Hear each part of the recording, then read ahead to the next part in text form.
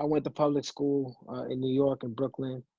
Um, I I uh, I I got a full scholarship to college to go to musical theater school, which was bananas. But I had an amazing teacher who took me under her wing, and she basically was like, I was pretty misguided in school, and she was just basically like, "Yo, like you have a lot of talent, dude. Like we're not just gonna let you, I'm not gonna let you waste it." Because I was for sure about to waste it, and it was incredible. She's been like an angel in my life. Still, she's still one of my mentors, and I'm so grateful for her. Her name is Sarah Steinwise, and yeah, I mean, I was playing baseball, and I got hurt, and I was pretty discouraged and I was pretty down about it, and I applied to like 8 schools to play ball. Though I had gotten healthy, I applied to like about 8 schools, and all of a sudden, all my applications get withdrawn. I had no college to go to because I didn't get the forms in time, the financial aid forms in time, and that was rough. And so I felt pretty hopeless. We thought about going to the Navy, and just Sarah Steinwise just wouldn't give up on me. She was like, "Nah, we're gonna." She pulled me out of a community theater rehearsal one day. I'll never forget it. And she was like, "Hey, man, first of all, she gave me a pamphlet for a school to audition for this college. I go and audition. I was scared. The recurring theme was I was scared of all these things that felt so uncomfortable to me, and all of these things that felt like they could change my life, but because they felt so big and so monumental, I was afraid.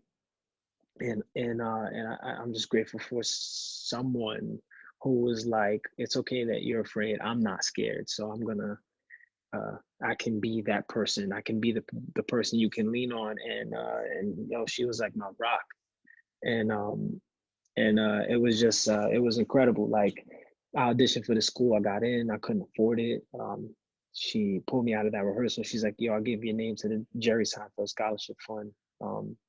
Told them your story and they want to meet you. And I was like, "Damn, that's crazy." And I didn't have good grades. I didn't have good enough grades to get any kind of scholarship. And but they wanted to meet me nonetheless. And I go and I meet them, and I tell this woman my story, Kate Fenneman, who is a good friend of mine now, and who gave me the opportunity now to join what we call a pod. So there's a few of us, I think about 4 or 5 of us that give money for to a student to go to college now through Kate. It's just, it was pretty fire that, it's amazing how life just does, it comes back around. Opportunities like this come back around. And long story short, man, like Kate, I told her my story. She was crying. I was crying. I was like, "All right, I gotta go." It's like school's calling me for a loan. I couldn't afford it.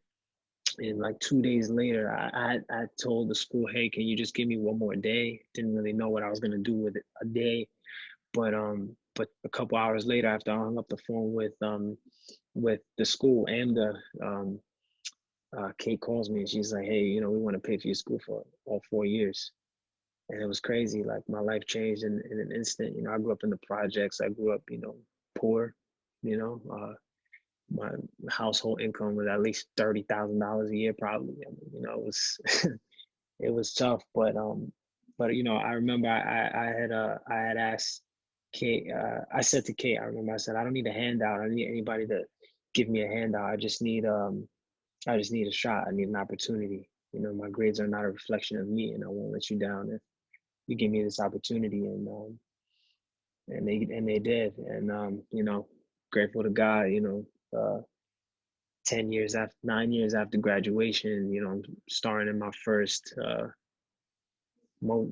big motion picture uh, film, and I'm grateful for so many amazing opportunities have come. I got signed to Republic Records and put out my first album last year. Like, this is amazing, amazing things. But I just want to encourage people right now, for anybody who is, it's funny. I just got off the phone with my manager because I was just talking to her about, I confessed to her, right? I've been delaying a self-tape audition that I was going to send to a casting company. I've been delaying it, putting it off, and I never really gave them an excuse. And then I confessed to her today. I said, "You want to know why I've been delaying this? It's because I've been feeling self-conscious about putting myself on tape for this thing, and I actually am afraid." this is such an amazing film, and it's with such amazing actors, and I'm just scared, you know? And she was like, look, bro, whether you get it or not, you're incredible, you know, you're special, and it's not about getting the part, bro. It's about putting your name in the pot. It's about just getting your name in the pot and giving yourself a shot. And I just want to encourage anybody, right, you know, and anybody and everybody watching, just give yourself a shot, you know. I set up a piano in my apartment. I don't play piano, but I'm learning. I have to cut final vocals for my second album. I don't know how to work the programs, but I have to do that. I'm scared. I'm not gonna lie. I'm afraid of messing up or failing. But I just want to encourage anybody that who feels that you're not alone, and it's all right, and it's okay to fail. It's okay to feel that, because anytime I felt that in my life, amazing things have come. Anytime I've pushed through that, you know, and sometimes we don't get what we want, but we always get what we need.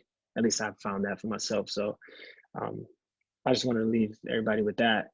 But I'm so grateful for being able to come on today and share.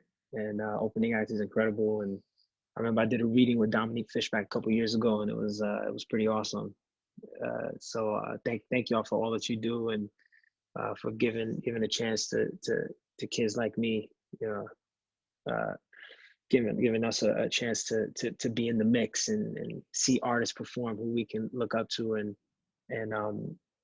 you know, artists who we can look at and be like, man, yeah, that person looks and sounds like me, or that person, I can relate to that person, or, you know, just giving us a chance to just be in the room, you know, just to be in the room, because sometimes it's hard to even get a Broadway ticket. So thank y'all for what you do, and I hope this encouraged somebody today. Anthony, thank you. Thank you. I'm from Brooklyn, right? So I'm Let's like, go. in the house. Let's go. Yeah, let's go, Brooklyn. You know what I'm saying? You know, and story is very similar. And I just want to tell you, I'm rooting for you.